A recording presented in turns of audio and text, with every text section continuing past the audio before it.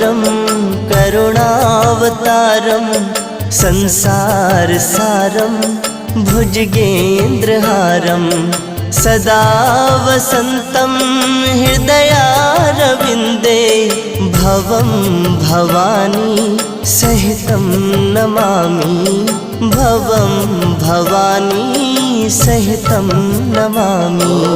कर्पूरगारं